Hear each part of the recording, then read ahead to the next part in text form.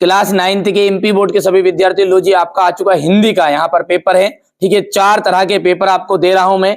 ए ये हो गया, बी बता रहा हूं, सी और डी, ये चारों पेपर को कंप्लीट कर लो। एकदम ओरिजिनल प्रश्न पत्र है, आपके हर जिले का पेपर मिल जाएगा। इन्हीं में छायावाद के जनक माने जाते हैं जयशंकर प्रसाद। ब्रिटिश राज का गहना थी हथकड़िया। काव्य की शोभा बढ़ाने वाले धर्म तत्व को क्या कहते हैं? अलंकार।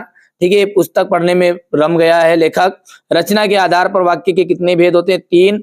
मृत्यु का जो तरल दूध कौन था? तेज गति से आता हुआ बाढ़ का पानी। और पहले रिक्त स्थान में काली आ जाएगा, दूसरे में रति और तीसरे कामयानी का एक महाकाव्य है।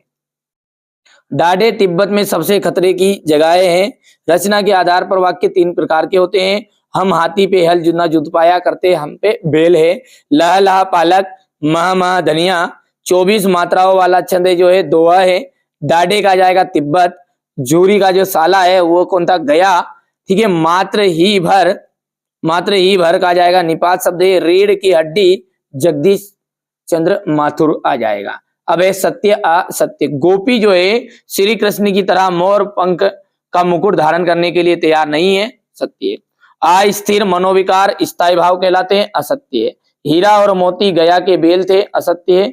सूर्य का जो तत्सम है वो चंद्रमा है, असत्य है। लेखिका मृदुला गर्ग की परदादी लीक पर ही चलती थी, असत्य है। रिलीफ में डॉक्टर ने कुत्ते को नाव में बैठा लिया था, असत्य है। ब्रिटिश राज का गहना क्या है? हथकड़िया। ठीक है, बिना पूर्वापर संबंध के स्वयं में पूर्ण होने वाला काव्य क्या कहलाता है? मुक्तक काव्य। सांवले सपनों की यादें के लेखक कौन है? जाकिर हुसैन। पंचामृत में कौन सा समास है? दिग्गु समास।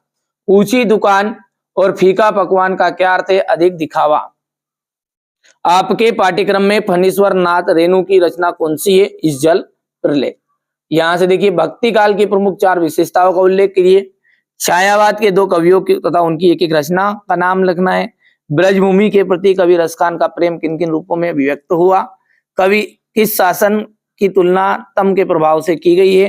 कवि ने कोयल से ईर्ष्या क्यों हो रही है? बच्चों का काम पर जाना धरती को एक बड़े हादसे के समान क्यों है? यहां से देख लीजिए, आप तो बढ़िया से कंप्लीट करो। रसखान की 2 रचनाओं के नाम बताना है। माखनलाल चतुर्वेदी के काव्य का भाव पक्ष पर प्रकाश डालना है। क्वेश्चन नंबर ये 10 हो गया है। ठीक है, रौद्र रस की परिभाषा। ठीक है, दोहा छंद की परिभाषा, जीवनी की परिभाषा, जीवनी और आत्मकथा में 2 अंतर। ये क्वेश्चन नंबर 13। यहां से 14, 15 लोकोक्ति और मुहावरे में अंतर। ये क्वेश्चन नंबर 17, 18।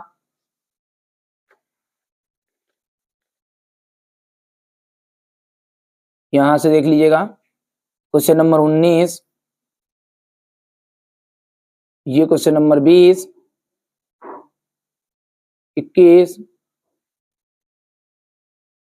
यहां से ठीक है, ये क्वेश्चन नंबर आपका 22 है और ये 23। चलिए, तो ये मैंने आपको हिंदी के 2 पेपर बता दिए, ए और